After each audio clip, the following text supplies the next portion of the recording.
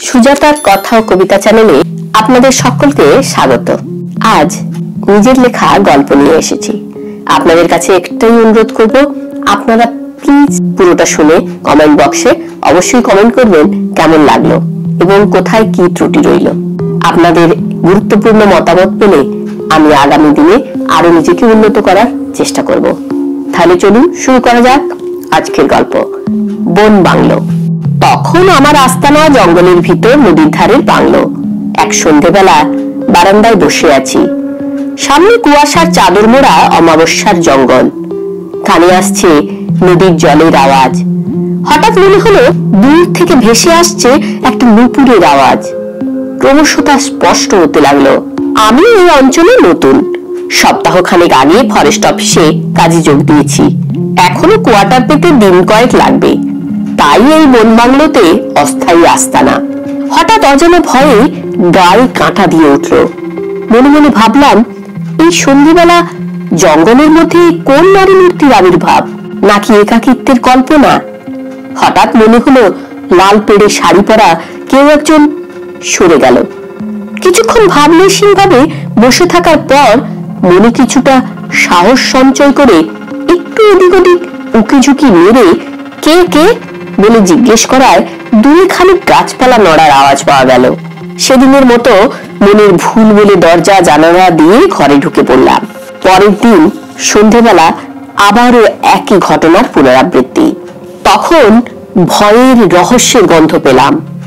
আওয়াজ অনুসরণ করে গভীর জঙ্গলের দিকে কিছুটা এগোতেই দেখতে পেলাম দূরে টিমটিমে আলোয় ৩-৪টে ছায়ামূর্তি।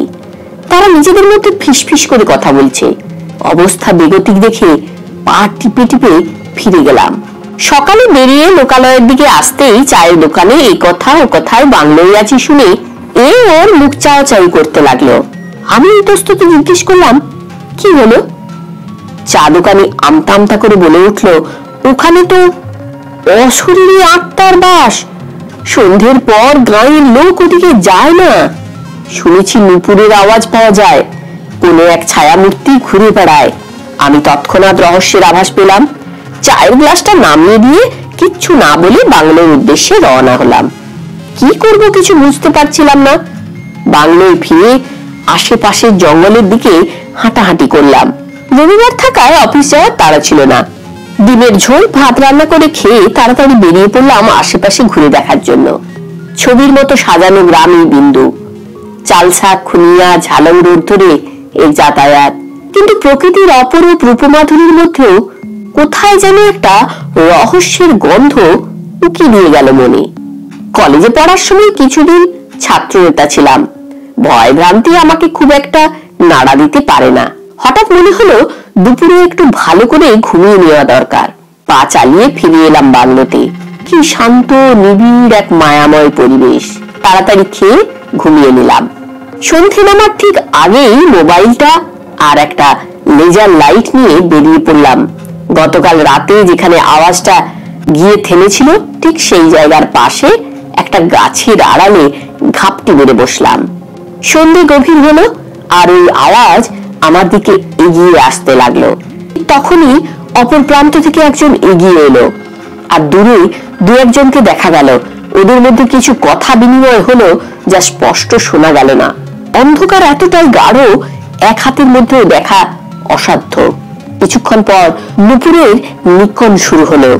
আমি দিগ্ভ্রান্ত বাবিকের মতো এতক্ষণ বসে থাকার পর পা টিপে টিপে বেশ কিছুটা তফাতে ধনির পিছু নিলাম। বাংলোর সামনে আসার পর অতর্কিতে আমার মাথায় লাঠির আঘাত। আমি জ্ঞান হারিয়ে কতক্ষণ পড়েছিলাম জানি না। যখন জ্ঞান ফিরল তখন ভোরের আলো ফুটেছে। বাংলোতে ফিরে দেখি বারান্দায় একটা চিরকুট, তাতে লেখা, বেশি সাহস দেখালে জঙ্গলে পুঁতে দেব। হঠাৎই বাড়িতে বয়স্ক বাবা মার মুখটা ভেসে উঠল। তড়িঘড়ি তৈরি হয়ে সব ব্যাগপত্র নিয়ে বাংলো ছেড়ে অফিসের উদ্দেশ্যে রওনা দিলাম। অফিস থেকে ফোন করে থানার বড়বাবুকে আসতে বললাম। তিনি কিছুটা দেরি করলেন, কিন্তু এলেন। আমি তাকে সব জানালাম। তিনি আশ্বস্ত করে বললেন, আপনি আজকের রাতটা আমার সাথে থাকবেন। ভয়ের কিছু নেই, তবে সত্যিই খুব সাহসী আপনি। চাকরি ছেড়ে চলে আসার কথা উকি দিলেও ওসি সাহেবের কথায় ভরসা পেলাম। কোয়ার্টার পাওয়ার আগে বেশ কিছুদিন ওনারই পাশাপাশি এক কোয়ার্টারে দিলেন উনি। বেশ কিছুদিন বাদে জানতে পারলাম ওসি সাহেব রাত্রিরে অপারেশন চালিয়ে নুপুরের আওয়াজের রহস্য উন্মোচন করেছেন। ড্রাগ পাচারকারী মাফিয়া শাকির আলী মহিলার ছদ্মবেশে নুপুরের ধ্বনি তুলে গ্রামের মানুষের মনে একটা ভয়ের সঞ্চার ঘটিয়ে নিজের কাজ হাসিল করছিল। ওসি সাহেবের অপারেশনের পর ওই বন বাংলোতে আর কোনোদিন কেউ নুপুরের ধ্বনি বা ছায়ামূর্তি কিছুই পেল না। এখন গ্রামের লোক শান্তিতে বাস করে, আর ওই বাংলোয় এখন পর্যটকের ঢল।